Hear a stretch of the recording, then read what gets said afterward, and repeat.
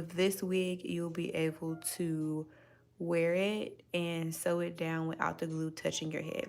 So for this, you're going to need some glue.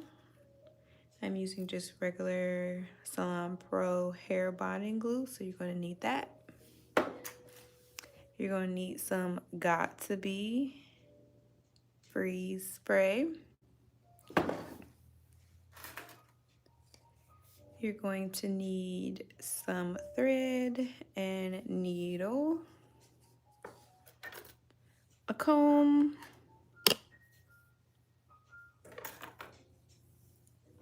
some scissors, a cap. You can use regular like stocking caps. I'm going to be using a mesh cap just so that she can keep this wig a little longer if she wants to, and also it's more breathable. And because I'm going to have to fit it to a 21 size head because that is her head circumference, that's also why I'm going to be using one of these caps, because they're much more durable than using a regular stocking cap. But if you have a stocking cap, you can use that as well. And then you're also going to need the hair. She is getting a 2x6 closure. And then I have the bundles here as well, so that we'll be putting those on. And I think that's it. Oh, you're also going to need a plastic bag. This is so that we put it on the canvas head and it's not sticking to the canvas. So this is how it should look, and this is if you're using a mesh cap. So if you're using stocking caps, then you wouldn't need to really do this step. But for this, if you're going to be putting on a closure, I do recommend that you go ahead and use a mesh cap, because the stocking cap can shrink and it just won't be what you need it to be.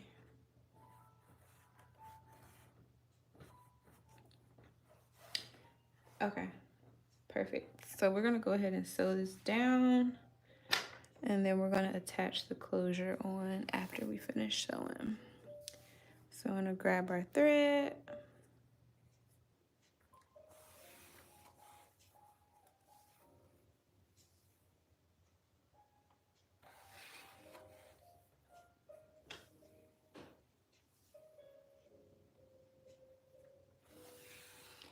And when I'm doing these stitches, I am slightly going through the band.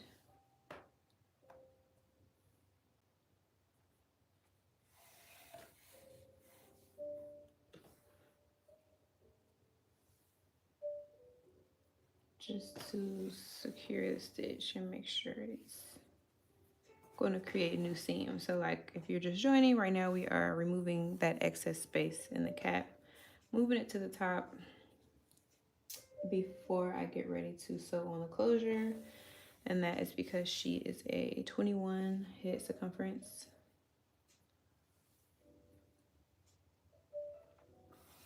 And so this wig cap didn't fit her head size, so you have to customize it.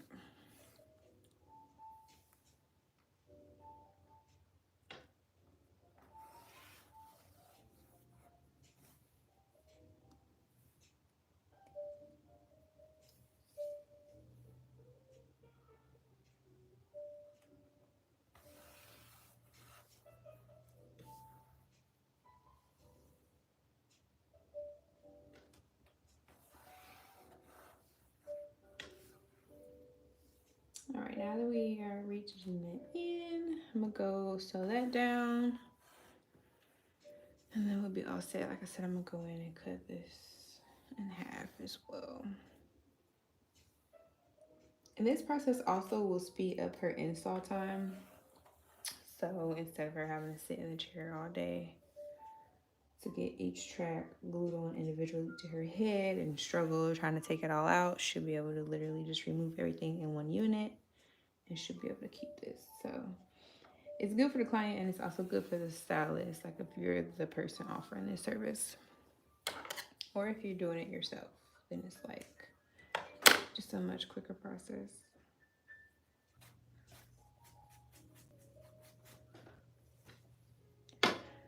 Okay, now we're gonna sew down that closure.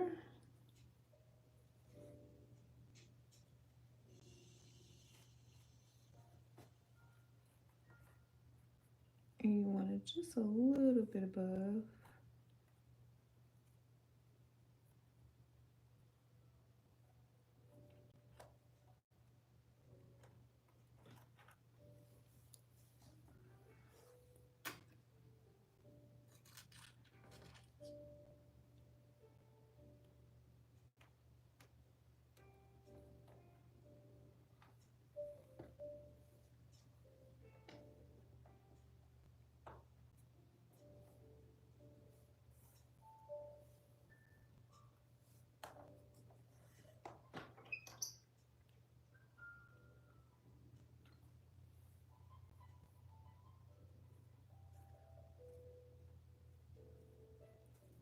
This is a 2x6 closure, so it's really long, on top of the fact that she has a smaller head size, so there isn't much space in the wig. And that's also why I did double the tracks that we're about to glue on, so that we can fit all of the hair in.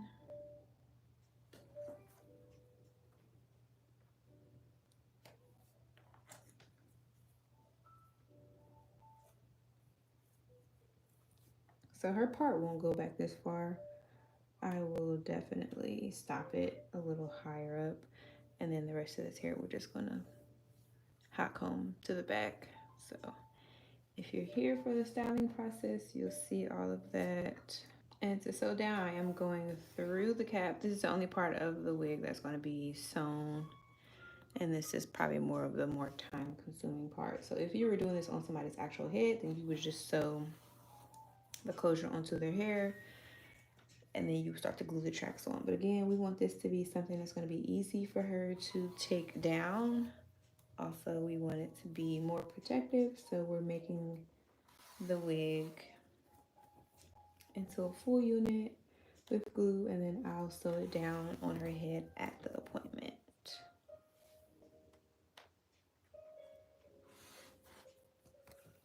And so this is a new service that I'll offer at the Taylor Hair Collection if you aren't wanting to invest in a full-blown custom wig right away, or if you just want to try out a new style and you don't want to commit to that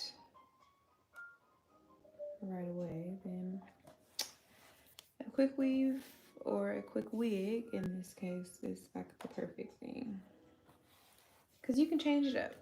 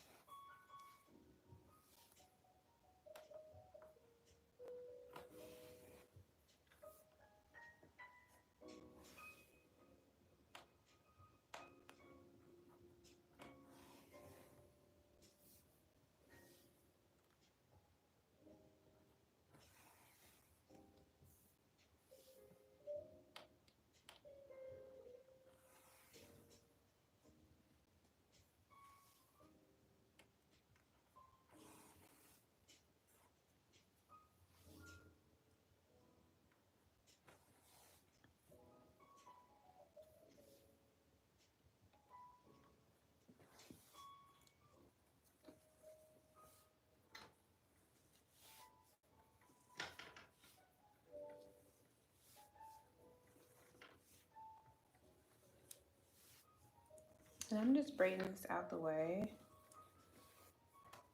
so that I won't get any glue on it.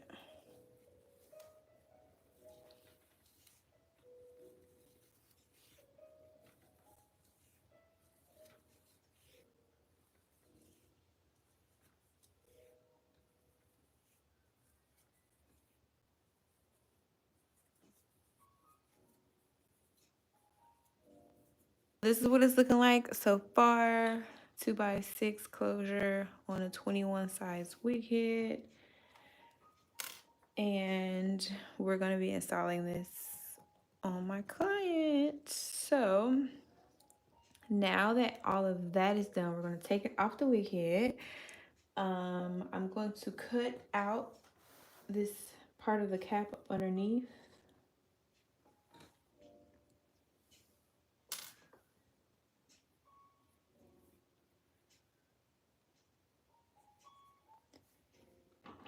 Just because we're going to be putting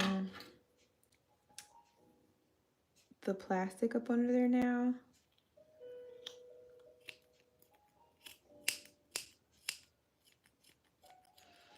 So this isn't exactly how you would make a wig on a sewing machine, because we do this step last, but because we're using glue for this wig, things will be slightly different. But definitely go check out my previous lives and my wig course info if you're really interested in learning how to make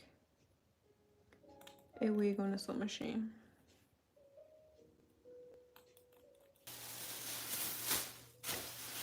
This is going to protect your canvas and make it to where none of the glue and the wig doesn't stick to the head. And we're going to put this back on.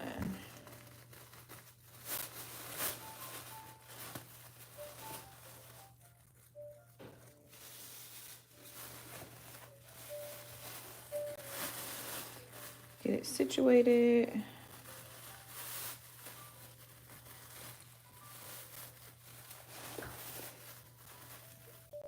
And we're going to pin down the back.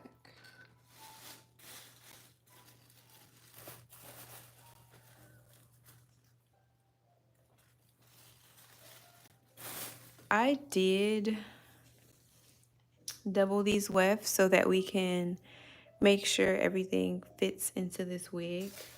She is a 21 size head, so we're gonna have to make sure all of the hair fits because we want like a big layered body look. So this lower layer, I'm gonna leave a little bit of space there so that I can actually sew it down to her head. So we're gonna glue just slightly above that.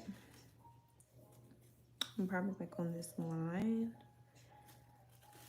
And then the first track is gonna lay right there. So I'm gonna cut it.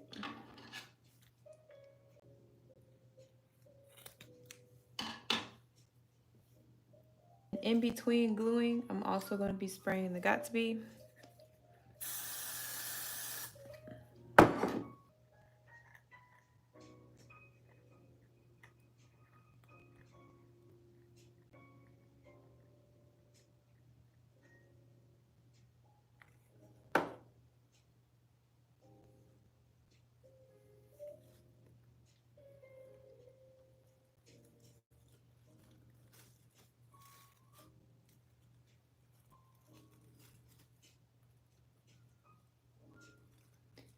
And you just press it in.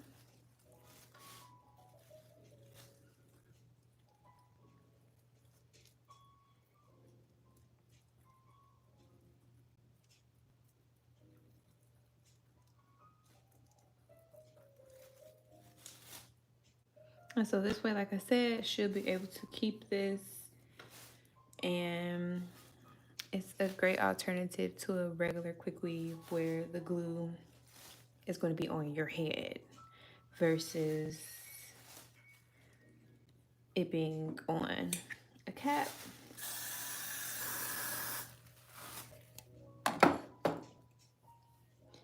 And we're going to repeat. Everybody but David. He didn't run yet. He's going to run later, but he didn't run yet. Here's what it says. It says, and all the men of Israel, when they saw the man, fled from him and were sore afraid. And when the men of Israel said, have ye seen this man that has come up surely to defy Israel? Is he come up? And it shall be that the man who killeth him, the king will enrich him with great riches, and will give him his daughter, and make his father's house free in Israel. Why are they telling David this? Because David's the only one not running. Why else would they tell the little brother of some soldiers. Right? Okay. And then it says, and David spake to the men that stood by him, saying, What shall be done to the man that killeth this Philistine, and taketh away the reproach from Israel? For who is this uncircumcised Philistine, that he should defy the armies of the living God? And the people answered him after this manner, saying, So shall it be done to the man that killeth him. And Eliab, his eldest brother, heard when he spake to these men, and Eliab's anger was kindled against David, and said, Why camest thou down hither? And with whom hast thou left those few sheep in the wilderness? I know thy pride and the naughtiness of thine heart, for thou art come down that thou mayest see the battle. Now, David's the youngest brother, and I don't know, but little brothers can be smart alecks. And if I was the youngest brother, and my brother said that to me, you came down to see the battle, I would have said, What battle? Y'all ain't fighting, y'all running. That's what I would have said. I don't think David said that, but I would have said. Anyway, came down to see the battle. And it says, verse 29, and David said, What have I now done? Is there not a cause? And he turned from him toward another and spake after the same manner. And the people answered him after the former manner. What does that mean? He said, after his brother got done fussing at him, he said, What have I now done? Is there not a cause? He ignored his brother and said, Okay, tell me one more time what I'm going to get when I kill this giant. And they answered him and told him the same thing. Here's what's going to happen. The king's going to enrich you with great riches. He's going to give you his daughter to wife. And your father's house will be free in Israel, which means no more taxes for your family. Okay. And they answered him after the former manner. And I didn't copy the whole passage. So anyway, that'll be good enough. So there was a verse. They rehearsed it before King Saul, and Saul sent for David. Okay. So how do you slay like David? And the way you slay like David is realize that when you have an obstacle, when you have a giant that seems like it is the determining factor of your future, the how you slay that giant is this. You don't slay them with a how, you slay them with a why. Did you hear what I said? David didn't say, oh, there's a giant. I think I'm going to go take some how to slay a giant classes. David didn't slay the giant because he knew how to slay the giant. David slew the giant because he knew why to slay the giant. And if you have the right why, the how will come to you. You'll figure out the how. And a lot of people are looking for a how. Well, how do I do this? How do I do that? How do I do this? How do I do that? Well, that's all great. But here's what I found out. I would rather know why and not know how than to know how and not know why. So, why is how David slew the giant? Now, I know that sentence almost doesn't sound like it makes any sense, does it?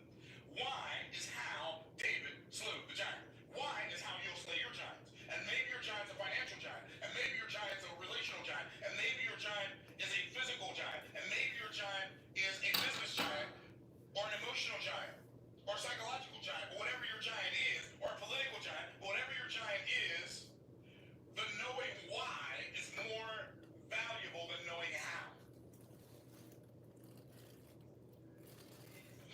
So why is David going to fight this giant? Because there was a champion foe who was terrorizing his people. Not just a foe, but a champion foe. So if this guy wins, we all lose. Somebody's got to fight. Now, Saul was head and shoulders above everybody, but Saul was scared to fight. David's brothers were older, but they were scared to fight. The other men who were in the army, they were scared to fight him. And David said, but wait, this man, like God brought us out of 400 years of slavery. We're not going back. And I would rather die fighting for my freedom than live under the thumb of tyranny. And we need, by the way, believers have to start acting like they believe again.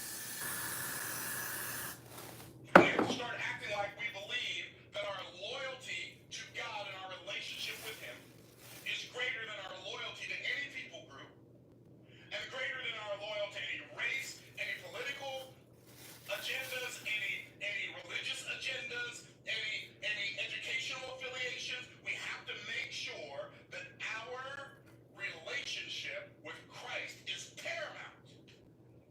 And that's one bundle that. I just installed. I reached a stone farther than Goliath could throw a spear with a 16-pound spearhead. David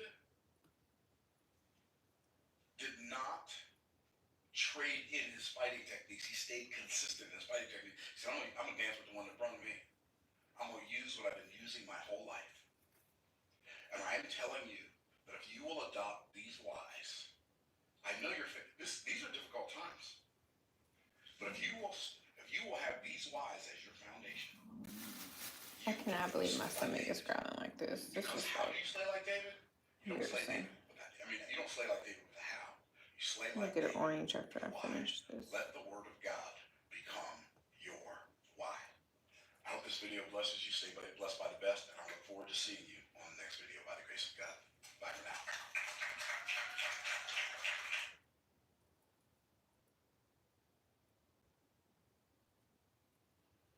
I'm gonna put this last little piece. Message is so similar to back. That was a Bible study by Myron Coden. I listen to him sometimes while I'm working. So if you've been subscribed for a while, you've probably heard him before. He's an entrepreneur who teaches business principles that are based out of the Bible, also just the truth of the Bible. So he's someone good to put on your list of people to listen to if you're looking for somebody to feed your spirit. And then you'll just style as normal. I have a lot of styling videos on here on my YouTube, so go check them out. I'm going to cut some layers in this wig, and then I'm also going to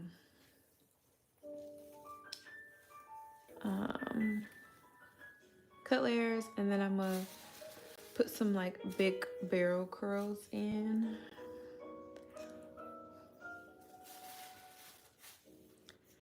But as you can see, the wig is nice and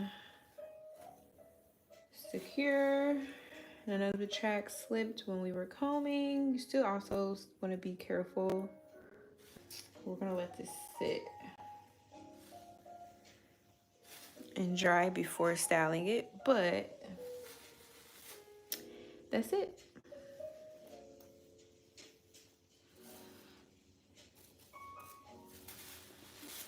It is fully crafted. This is a 2x6 closure.